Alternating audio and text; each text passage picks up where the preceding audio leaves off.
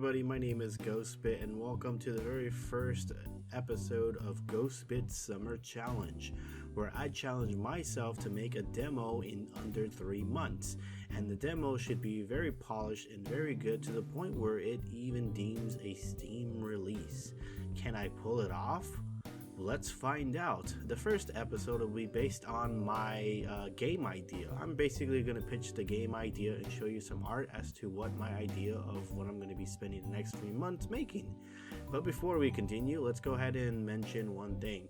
What does this mean to Miss Slime? Well, fortunately, I've hit a big wall on Miss Slime to the point where I had to scrap a major mechanic. I won't go any further than that, but this will be talked about in a future devlog of it once I figured out a replacement for that mechanic. Let's just say I was very bummed out and very depressed, and this is what led me to do this challenge because I needed to take my mind off of that game. Without further ado, let's go to Ghostbit's Summer Challenge.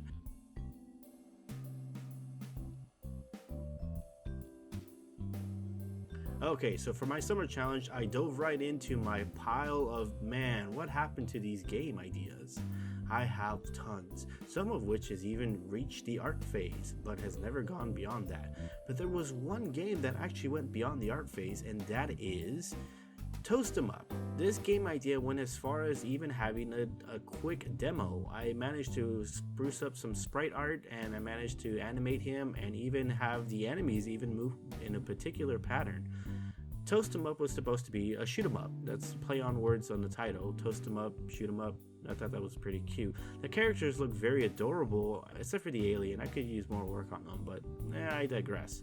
Anyways, I always scratch my head and wonder why did I stop making this? Well, as I began to report this over to Godot 4, I chose Toast 'em Up to be my main game that I was going to rework. As I started reworking, my original idea was going to be to just remake this and then just make it a straight up shoot 'em up. But I didn't realize I don't really like shoot 'em ups, hence the reason why I stopped working on this project. So I began to hit the drawing board and I began asking myself, what can I do to spice this up? Better yet, what can I do that makes me want to play this game?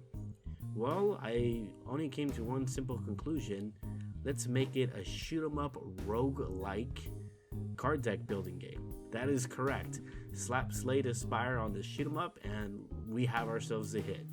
Now, I have been working tirelessly on making a card deck building game in Godot, and I have achieved that during my latest jam participation in the GDKO 2023.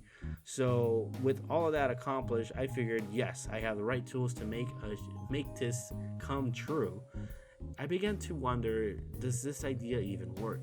Because shoot 'em ups require your player to act quickly and to dodge bullets all over the screen, all while firing back. And of course, card games, if you've played any of them, require strategy. So mixing the two obviously cancel each other out, right? Well, I tossed this idea over to Space Spy to see what he had to say, and he had one simple solution. He says that there was already a game that existed already, and it was called Heck Deck. Someone had already developed a shoot 'em up card deck roguelike game. I quickly went over to Steam and downloaded, as I was very excited to see what this developer did to solve this dilemma that I was currently in. So as the game goes, the enemies shoot at you, and I found it very cute that the enemies' projectiles were cards themselves. I thought that was very cute. But what was very fascinating when it came time to you attacking, once it came time to attack, the whole screen froze. And of course, then you got the option to select what cards you wanted to play.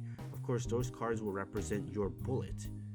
Once you selected your card, then you would fire that said bullet. The cards were basically your projectiles that you were going to shoot at. I thought this was very genius, and I love the fact that he froze time just so you can get enough time to strategize beforehand. I began to quickly think as to what I can do differently than what the developers of Heck Deck did, and off I went to go write down some ideas.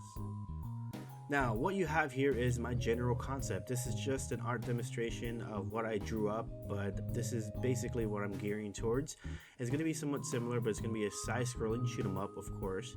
And as you see in the bottom, there's a bunch of bullets with a bunch of blank white templates on them, and these are basically your cards, or I would like to call them your bullet cards. As you're moving, these will be drawn, but they'll be kind of just clipped at the bottom. So you will be where you have bullets ready to go, but they won't be activated until you push a certain button.